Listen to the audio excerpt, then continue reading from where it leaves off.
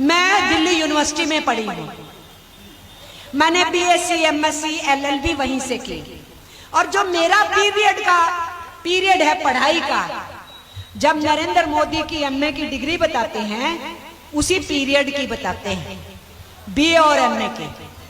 तो मेरे से ज्यादा कौन जानेगा कि यूनिवर्सिटी के अंदर मोदी था कि नहीं। अरुण जेटली तो मेरे कुलीग थे, विजय गोयल मेरे कुलीग थे, ये सब तो मेरे साथ ही पढ़ते थे। ये एबीवीपी में थे, मैं ऑल इंडिया स्टूडेंट फेडरेशन करती थी। मैं सभी एनएसवाई के, एबीवीपी के, एसवाईएस समाजवादी युवजन सभा के, एसएफआई के, आईएसएफ के सब नेताओं को जानती थी और जानती हूँ जो अलग अलग जगहों पे नेतृत्व कर रहे हैं। मैंने जितनी डिग्रियां पास की वो सारी हस्तलिखित हैं, क्योंकि उस जमाने में हाथ से डिग्री लिखी जाती थी। तो फिर नरेंद्र मोदी की डिग्री टाइप डिग्री कहां से आ गई? पूछिए इनसे ये पूछिए कि जब टाइप भी कराना था तो निकम्मों कम से कम सोच तो लेते। जो फॉन्ट टाइपिंग का कंप्यूटर पे फॉन्ट अभी हिंदुस्तान में दुनिया में आया भी नहीं था, वो डिग्री उस फॉन्ट में टाइप करके उनको दी गई है।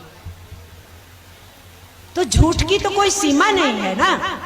जिस रेलवे स्टेशन पे चाय बेचने का नाम लेके लोगों से हमदर्दी ली, वोट पाई, तो हमारे जैसे किसी नागरिक ने रेलवे में एक चिट्ठी डाली, सूचना अधिकार, कि ये रेलवे स्टेशन कब बना।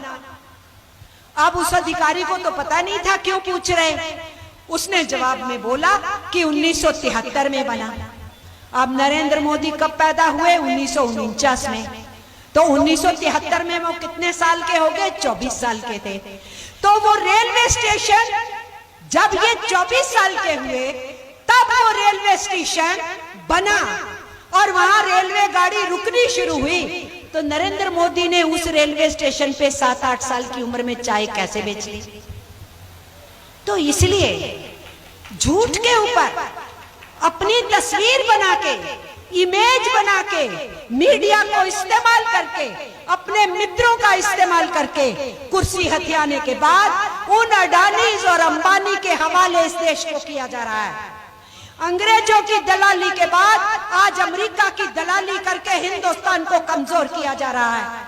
और इसलिए अगर हम अंग्रेजों से टक्कर ले सकते थे तो दुनिया के हर साम्राज्य से हम आज टक्कर ले सकते हैं। और अगर नरेंद्र मोदी, हिटलर अगर पूंजीपतियों का एक घोड़ा था जिसका उन्होंने इस्तेमाल किया, और अगर आज नरेंद्र मोदी इन कॉरपोरेट घरानों का और दुनिया की वित्त पूंजी का घोड़ा बन के बैठे हुए हैं, तो अहद लेना पड़ेगा। आज के इस मौके के ऊपर अहद लेना पड़ेगा, प्रतिज्ञा करनी पड़ेगी कि अपने मुल्क की कसम खाते हैं कि इनके खिलाफ लड़ाई में कोई कसर नहीं हम छोड़ेंगे कुर्सी से हटाने के लिए।